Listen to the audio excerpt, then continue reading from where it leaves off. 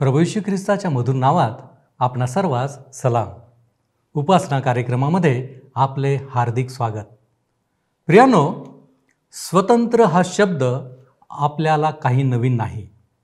बाल्यावस्थातून आणि लहानपणाच्या वयातून बाहेर पडणाऱ्या प्रत्येकाला आपल्यावर कोणतेच बंधन नसावे असे वाटत असते. आपल्याला पूर्णपणे मोकळीक असावी ही इच्छा सर्वांचीच असते.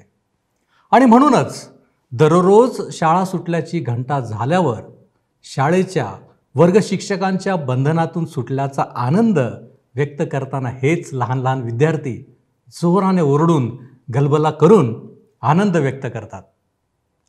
कोणालाही बंधन आवडत नाही, पण फार थोड्या लोकांना याची जाणीव असते की आपण कोणत्या तरी बंधनात आहोत आणि या बंधनातून बाहेर पडणे कठीण आहे. हे बंधन कसले आहे? काय या बंधनात आपल्यापैकी कोणी अडकले आहे काय?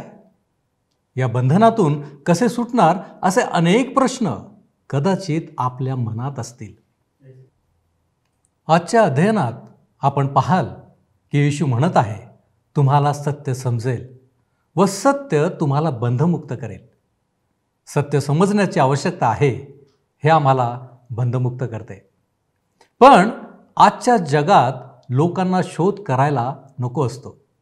वेळ घालवायला ते तयार नसतात. जसे 2 मिनिट्स नूडल्स, तसे त्यांना सर्व गोष्टी चुटकीसरशी व्हाव्यात असे वाटत असते. पण आत्मिक गोष्टी अशा कधीच नसतात.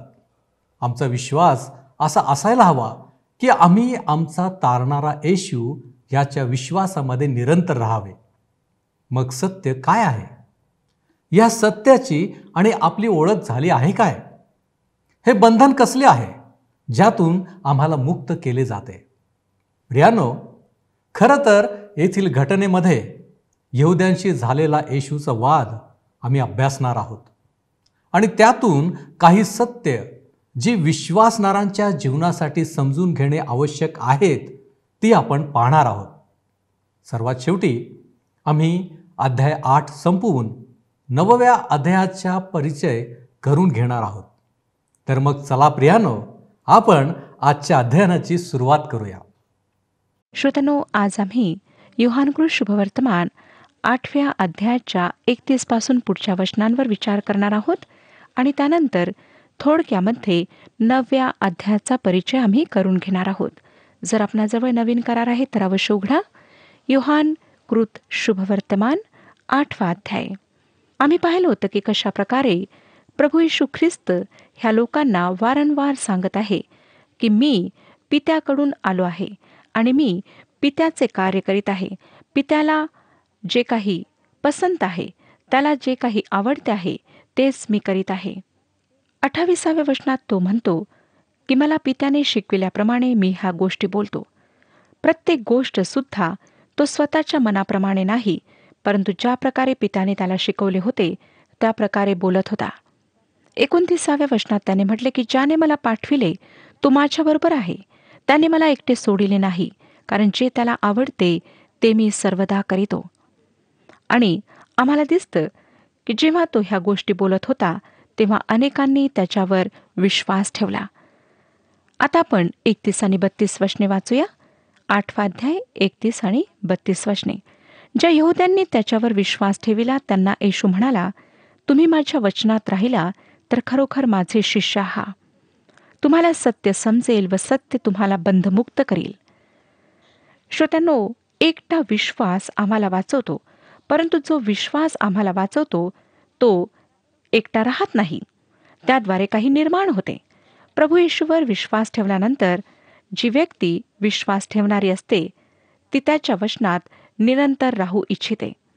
विश्वासाचा पुरावा आहे तारणाऱ्यामध्ये निरंतर राहणे. आणि ह्यासाठीच प्रभू येशू त्यांना म्हणतो की तुम्ही माझ्या वचनात राहिला तर खरोखर माझे शिष्य आहात. सत्य तुम्हाला स्वतंत्र करेल.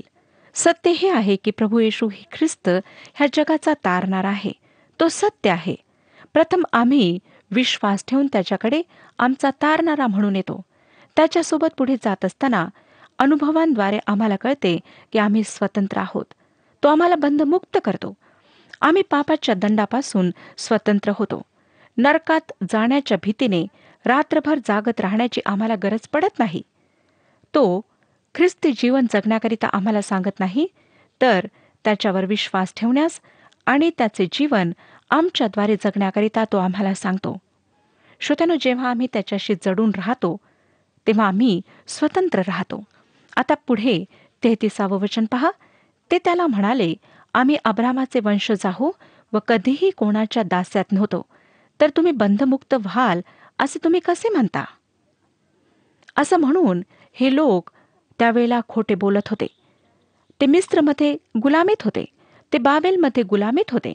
आणि जेव्हा ते म्हणाले की आम्ही कधीच कोणाच्या दास्यात नव्हतो, तेव्हा सुद्धा श्रोत्यानो ते रोमच्या मजबूत सत्तेखाली होते. आता 34 पासून 38 वचने पुढे सांगतात, येशूने त्यांना उत्तर दिले, मी तुम्हाला खचित खचित सांगतो, जो कोणी पाप करीतो तो पापाचा दास आहे. दास घरात सदा सर्वदा राहत नाही, पुत्र सदा सर्वदा राहतो. म्हणून जर पुत्र तुम्हाला बंधमुक्त करील तर तुम्ही खरेखुरे बंधमुक्त व्हाल. तुम्ही अब्रामाचे वंशज आहात हे मला ठाऊक आहे, तरी तुम्हामध्ये माझ्या वचनाला जागा नाही. म्हणून तुम्ही मला जीवे मारावयास पाहता. मी पित्याजवळ जे पाहिले ते बोलतो, तसेच तुम्ही आपल्या पित्यापासून जे ऐकले ते करिता. ना तर श्रोत्यानो ते शरीराने नाही आत्मिक रूपाने स्वतंत्र होते. त्यांनी अब्रामाचे वंशज होण्याचा दावा केला व येशूला मारण्याची संधी ते शोधू लागले. प्रभू येशूने त्यांना म्हटले की जो कोणी पाप करतो तो पापाचा दास आहे. हे जे लिहिले आहे हे वर्तमान काळात लिहिले गेले आहे. जर आपण पापी जीवनामध्ये राहत आहात, पापामध्ये जीवन व्यतीत करीत आहात, तर आपण पापाचे दास आहात. आमच्यापैकी कोणी पाप केल्याशिवाय राहत असेल असे मला वाटत नाही. श्रोत्यानो, आम्ही प्रतिदिवशी पाप करतो. आमच्या विचारांमध्ये, कृतीमध्ये, आमच्या वागण्यामध्ये आम्ही पाप करतो. परंतु देवाची लेकरे पित्याजवळ रोज येऊन क्षमा मागू शकतात. सैतानाची लेकरे असे कधीच करणार नाहीत. हा विचार रोमकरासपत्र 6 अध्याय आणि 16 वचनामध्ये मांडण्यात आलेला आहे. वाचूया श्रोत्यानो, रोमकरासपत्र 6 अध्याय आणि 16 वचन. ह्या ठिकाणी सांगण्यात आलेलं आहे, आज्ञापालनाकरिता ज्याला तुम्ही स्वतःस गुलाम असे समर्पण करिता, ज्याची आज्ञा तुम्ही मानता त्याचे तुम्ही गुलाम आहात. ज्याचा परिणाम मरण आहे अशा पापाचे गुलाम, किंवा ज्याचा परिणाम नीतिमत्व आहे अशा आज्ञापालनाचे तुम्ही गुलाम आहात, हे तुम्हाला ठाऊक नाही काय? येशू आता फार हुशारीने काम घेत आहे. नोकर जेव्हा घरामध्ये काम करण्याकरिता येतो तेव्हा तो दिवसभर काम करून संध्याकाळी आपल्या घरी परत जातो. परंतु जेव्हा पुत्र आपल्या घरात येतो तेव्हा तो बसतो, आराम करतो, गप्पा गोष्टी करतो, कारण तो पुत्र असतो. प्रभू ह्या पुढाऱ्यांना सांगत आहे की ते खरोखर देवाची लेकरे नाहीत. ते मंदिरात होते, पण ते तेथे अधिक काळ राहणार नव्हते. इसवी सन 70 मध्ये टायटस आला आणि त्याने सगळ्यांना आपल्यासोबत नेले आणि गुलाम म्हणून विकले. श्रोत्यानो, पुत्र आम्हाला स्वतंत्र करतो.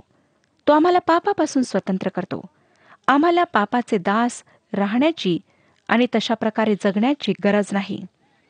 अनेक ख्रिस्ती लोक अपयश आणि हार साधारण ख्रिस्ती जीवन म्हणून स्वीकारतात. परमेश्वर आम्ही तशा प्रकारे अपयशी हारलेले जीवन जगावे अशी अपेक्षा आमच्याकडून ठेवीत नाही, तर पवित्र आत्म्याच्या सामर्थ्यात त्याच्याकरिता आम्ही जगावे ही अपेक्षा तो आमच्याकडून ठेवतो. आता 39 ते 44 वचने पहा काय सांगतात. त्यांनी त्याला उत्तर दिले, आमचा पिता अब्राहम आहे. येशू त्यांना म्हणाला, तुम्ही अब्राहमाची मुले आहात तर अब्राहमाची कृत्ये करा. परंतु ज्याने देवापासून ऐकलेले सत्य तुम्हाला सांगितले त्या मनुष्याला म्हणजे मला तुम्ही आता जीवे मारावयास पाहता. अब्राहमाने असे केले नाही. तुम्ही आपल्या पित्याची कृत्ये करिता. ते त्याला म्हणाले, आमचा जन्म व्यभिचारापासून झाला नाही. आम्हास एकच पिता म्हणजे देव आहे. येशूने त्यांना म्हटले, देव जर तुमचा पिता असता तर तुम्ही माझ्यावर प्रीती केली असती, कारण मी देवापासून निघालो व आलो आहे. मी आपणहून आलो नाही, तर त्यानेच मला पाठविले. तुम्ही माझे बोलणे का समजून घेत नाही? ह्याचे कारण हेच की तुमच्याने माझे वचन ऐकवत नाही. तुम्ही आपला बाप सैतान ह्यापासून झाला आहात आणि तुमच्या बापाच्या वासनाप्रमाणे कराव्यास इच्छिता. तो प्रारंभापासून मनुष्यघातक होता आणि तो सत्यात टिकला नाही, कारण त्याच्यामध्ये सत्य नाही. तो खोटे बोलतो तेव्हा तो स्वतःचे बोलतो, कारण तो लबाड व लबाडीचा बाप आहे. श्रोत्यानो, एक जुनी म्हण आहे, जसा पिता तसा पुत्र. जरी हे लोक हा दावा करीत होते की ते अब्रामाची संतान आहेत, तरी ते अब्रामाच्या संतानाप्रमाणे वागत नव्हते. प्रभू येशू त्यांना सांगतो की ते जर खरोखर अब्रामाची संतान आहेत, तर त्यांनी अब्रामाप्रमाणे वागणूक ठेवायला हवी. त्याऐवजी ते प्रभू येशूला मारू इच्छित होते. म्हणून अब्रामाच्या संतानासारखे न वागता ते सैतानाच्या संतानाप्रमाणे वागत होते. सैतान खून, मनुष्यघात आणि लबाडीचा निर्माण करता आहे व ते त्याची नकल करणारे त्याची लेकरे आहेत. प्रभू येशू त्यांना म्हणतो की तुम्ही आपल्या पित्याची कृत्ये करिता. लक्षात घ्या की ते पुन्हा तोच विषय काढीत आहेत. ते म्हणतात की आमचा जन्म व्यभिचारापासून झाला नाही. श्रोत्यानो, आपण जर येशूचा कुमारीपासूनचा जन्म नाकारता, तर आपण सुद्धा ह्या लोक समुदायामध्ये सामील होता, जो येशूला अशा प्रकारे बोलत होता. तरी सुद्धा ते म्हणतात की परमेश्वर त्यांचा पिता आहे. येशू त्यांना म्हणतो की देव जर तुमचा पिता असता, तर तुम्ही माझ्यावर प्रीती केली असती, कारण मी देवापासून निघालो व आलो आहे. मी आपणहून आलो नाही, तर त्यानेच मला पाठविले. परमेश्वर आमचा पिता आहे हे आम्हाला कसे समजते? हा एक प्रश्न आहे. योहान त्याच्या पहिल्या पत्राच्या 5व्या अध्यायाच्या पहिल्या वचनामध्ये ह्याचे उत्तर आम्हाला देतो.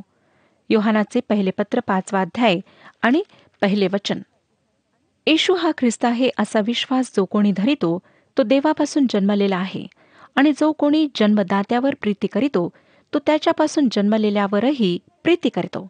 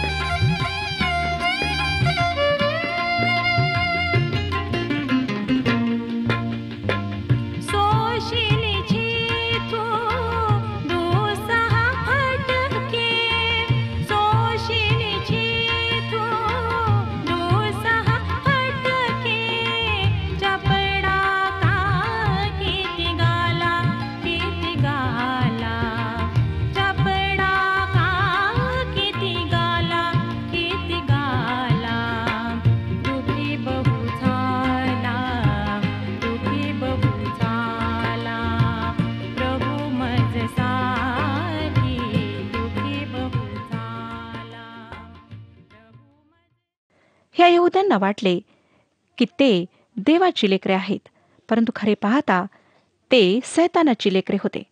आज सुद्धा आमची ही समजूत असते. देवाचा संपूर्ण विश्वाचा पिता होण्याचा सिद्धांत व मानवाचा संपूर्ण विश्वाचा बंधू होण्याचा सिद्धांत, ह्यामुळे आज आम्ही फार त्रासामध्ये आहोत. पवित्र शास्त्र देव संपूर्ण विश्वाचा पिता आणि मानव संपूर्ण विश्वाचा बंधू ह्याविषयीची शिकवण देत नाही. अर्थातच येशूने परमेश्वराविषयी विश्वाचा पिता म्हणून शिकवण दिली नाही, कारण तो ह्या धार्मिक पुढाऱ्यांना म्हणत होता की ते सैतानाचे आहेत. आज श्रोत्यांनो, अनेक लोक देवाची लेकरे नाहीत. प्रभू येशू ख्रिस्तावरील विश्वासाच्या द्वारेच आम्ही देवाचे लेकर, देवाची संतान बनू शकतो. येशूच्या ह्या शब्दांनी ह्या लोकांचा राग अधिक वाढवला. तरीसुद्धा येशूने त्याचे शब्द खरे आहेत ह्यावर भर दिला. येशू देवापासून आहे आणि जो देवाची संतान आहे तो येशू ख्रिस्ताचे अवश्य ऐकेल असे त्याने त्यांना सांगितले. आज सुद्धा लोकांना येशूची शिकवण ऐकायला आवडत नाही.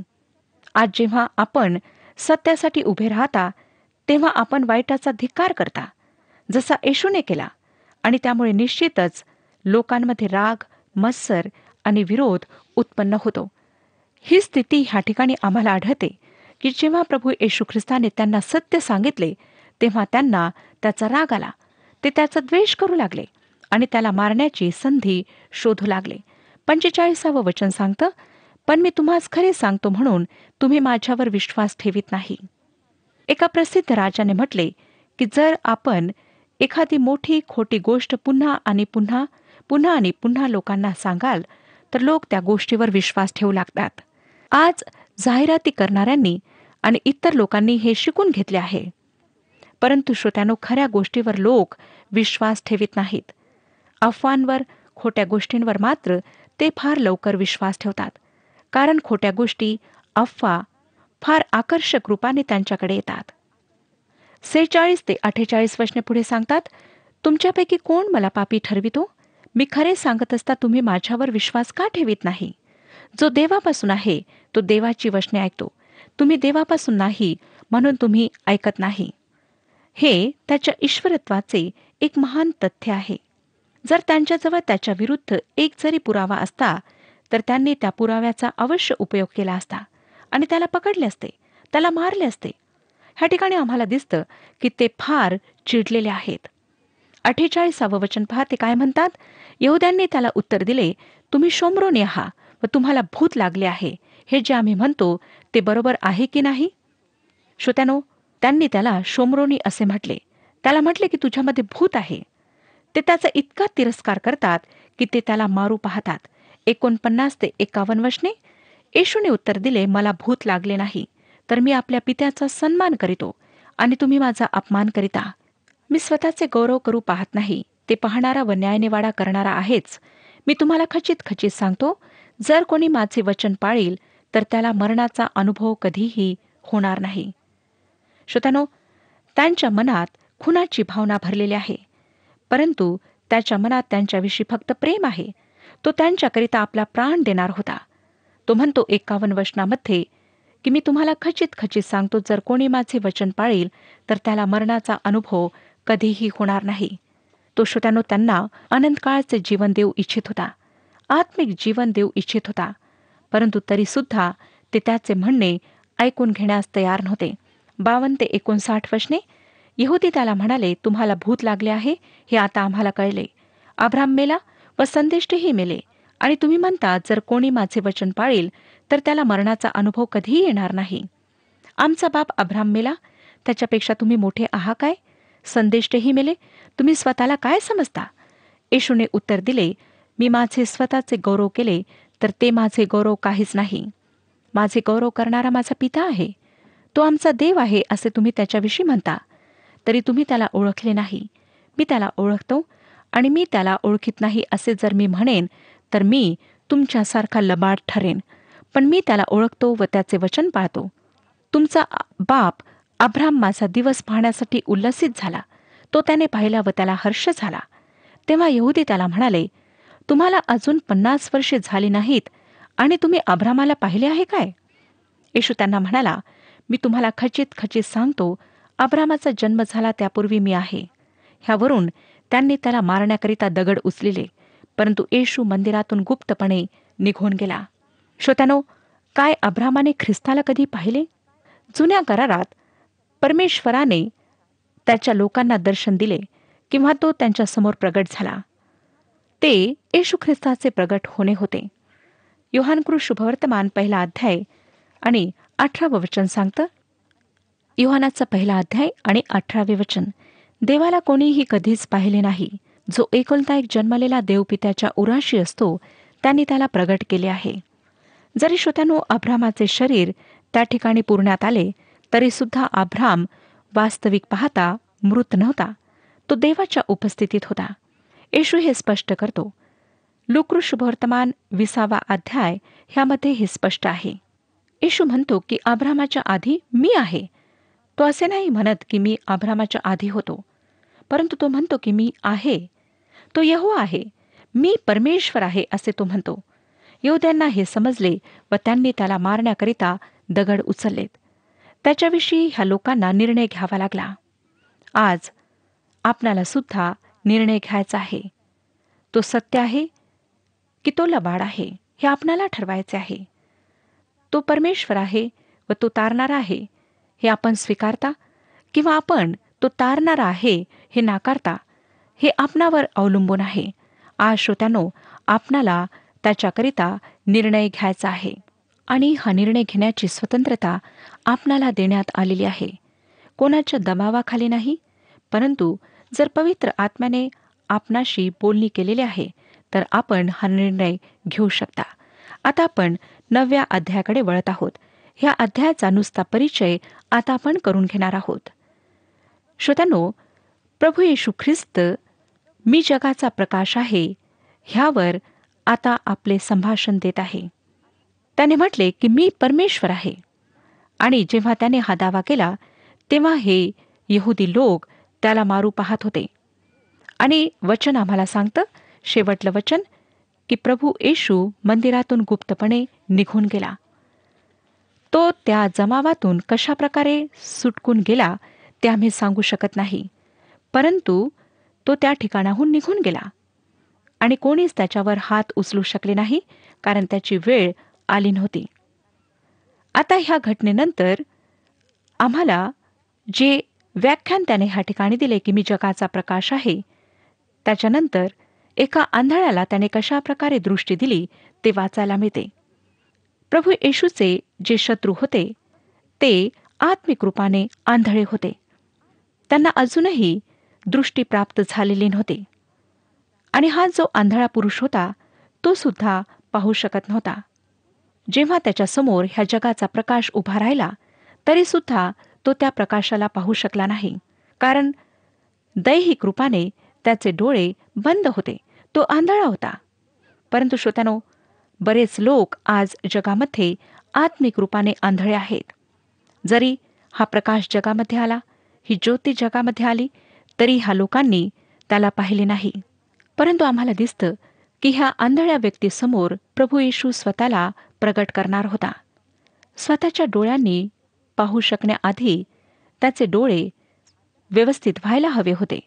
त्याला आरोग्य प्राप्त व्हायला हवे होते आणि तो प्रकाश त्याने स्वीकारायला हवा होता.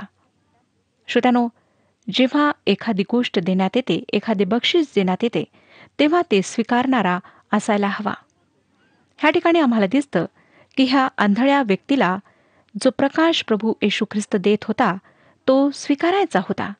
प्रकाश देणारा त्याच्या समोर होता, परंतु तो प्रकाश स्वीकारणे त्याच्यावर अवलंबून होते. आम्ही जेव्हा एखादी वस्तू पडते तेव्हा तिचा आवाज ऐकतो, परंतु जर श्रोत्यानो आमचे कान बहिरे असले तर आम्ही तो आवाज ऐकू शकत नाही. मग तो आवाज कितीही जोरदार असो, तो आम्हाला कधीच ऐकू येणार नाही. आज आम्हाला दृष्टी प्राप्त करणे आवश्यक आहे. आमचे शारीरिक डोळे आहेत, परंतु श्रोत्यानो आम्हाला आत्मिक दृष्टी हवी आहे. अनेक लोक आहेत जे आत्मिक रूपाने आंधळ्या अवस्थेमध्ये जगत आहेत. प्रभू येशू ह्या जगामध्ये प्रकाश म्हणून आला. आज आपण आत्मिक दृष्टी प्राप्त करून घेण्याचा प्रयत्न करूया. प्रभू येशू ख्रिस्ताजवळ येऊया आणि त्याला म्हणूया की प्रभू, तू आम्हाला आत्मिक दृष्टी दे, जेणेकरून आम्ही तुझा प्रकाश पाहावा. प्रभू आपणा सर्वांस आशीर्वाद देव. हा कार्यक्रम आपणास आवडला काय? आता आम्हाला एक मिस कॉल करा आणि आपण पुढील विजेता होऊ शकता.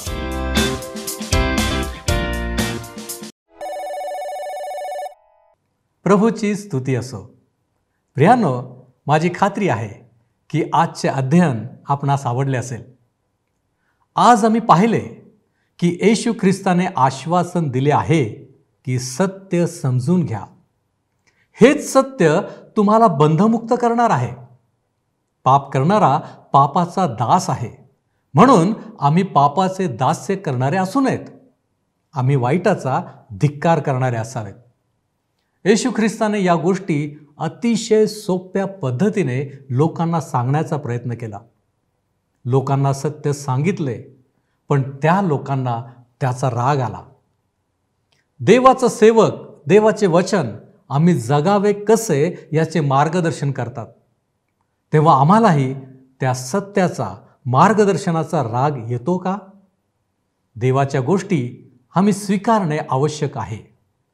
देवाची वचने स्वीकारणे आम्हाला योग्य आहे. एक महत्त्वाची गोष्ट तुम्हाला येथे समजेल. लोकांनी येशूचे म्हणणे मान्य केले नाही. त्यांना राग आला. ते त्याच्याशी वाद करीतच राहिले. येशूच्या बोलण्यावर त्यांनी विश्वास ठेवला नाही. काय आमची ही वागणूक याच प्रकारची आहे? सत्य समजूनही आम्ही ते स्वीकारित नाही, अनुसरत नाही. इतकेच आम्ही कठोर झाले आहोत. पण आपण लक्षात घेऊया की आजही येशू आमच्यावर प्रीती करतो. प्रियानो, आजही आत्मिक आंधळे अनेक लोक अशा प्रकारच्या जगामध्ये आहेत. आज आम्हाला आत्मिक दृष्टी हवी आहे. ख्रिस्त आमच्या आत्मिक जीवनामध्ये प्रकाश आणू इच्छितो. फक्त त्याला ओळखा, त्याच्या जवळ या. यावेळेस आपण प्रार्थना करू. आमच्यावरती प्रीती करणाऱ्या आमच्या महान प्रेमळ परमेश्वरा, तुझ्या एकुलता एक पुत्राच्या द्वारे, येशूच्या द्वारे तो आम्हाला खंडून विकत घेतलेला आहेस. आणि म्हणून प्रभूजी, आम्ही आमची दृष्टी तुझ्याकडे लावण्याचा प्रयत्न करीत आहोत. प्रभूजी, तो आम्हाला बंधमुक्त करणारा देव आहेस. हे आम्ही कदापि विसरू नये. आणि आमच्या जीवनाच्या वाटक्रमणामध्ये आम्ही योग्य रीतीने चालावं, ह्याच्यासाठी प्रभूजी तू आम्हाला सहाय्य कर. आमचे अंतःकरणे, आमचे मने, आमचे विचार सर्व काही आम्ही तुझ्या हातामध्ये सोपवतो. तुझा मार्ग हा सत्याचा मार्ग आहे, जो आम्हाला बंधमुक्त करणारा आहे. आणि विशेष म्हणजे तो आम्हाला जीवन देणाराही आहे. आणि म्हणून हे जीवन मिळवण्यासाठी तो आम्हाला सहाय्य कर. जी वचनं आम्ही वाचलेली आहेत, जे मनन आम्ही केलेलं आहे, ते आम्हा प्रत्येकासाठी आशीर्वादाचं कर. आणि प्रभूजी, तुझ्या इच्छा आमच्या जीवनामध्ये सफल होऊ दे. आणि म्हणूनच या विनंत्या, मागण्या धन्य तारक प्रभू येशू ख्रिस्त याच्या गोड आणि गौरवी नावात करतो, म्हणून तू ऐक. आमेन. परमेश्वराची शांती तुमच्याबरोबर असो.